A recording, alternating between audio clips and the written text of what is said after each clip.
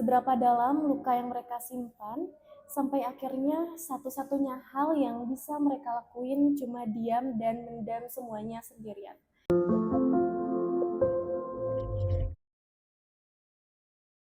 Halo semuanya, podcast Sendu di sini balik lagi sama aku Gita yang bakal temenin hari-hari kalian. Kalian pernah kepikiran gak sih gimana rasanya jadi anak pertama? Seberapa dalam luka yang mereka simpan, sampai akhirnya satu-satunya hal yang bisa mereka lakuin cuma diam dan mendam semuanya sendirian. Kalau dijabarin secara gamblang, mungkin rasa sakit yang dirasain gak semudah kelihatannya.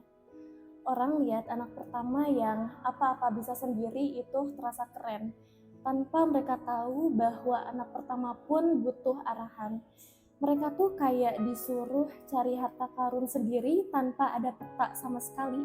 Ya ibarat peta kosong yang gak ada gambarnya. Kadang orang tua selalu nyuruh anak pertama buat bisa berdiri sendiri tanpa nunjukin cara berdiri yang benar itu gimana.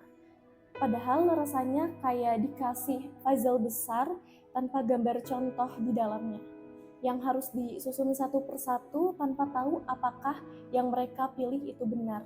Dan ya, capeknya kerasa karena semua potongan hidup harus mereka rapihin dan susun sendirian. Tapi di balik itu semua, ada hal yang anak pertama pelajari. Kuat bukan berarti nggak boleh jatuh, dan kuat juga bukan berarti nggak boleh ngerasa sepi dan terbebani.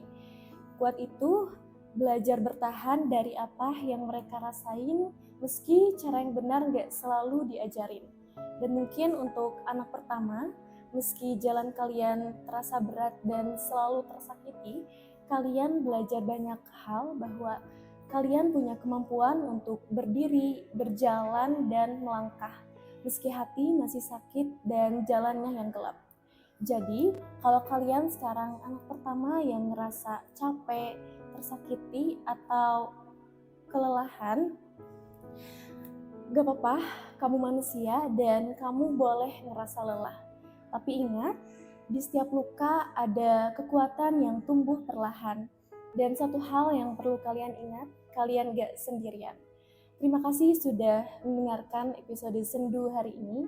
Semoga hari kalian sedikit lebih ringan, meski beban terasa lebih berat. Sampai jumpa di cerita Sendu berikutnya. Bye.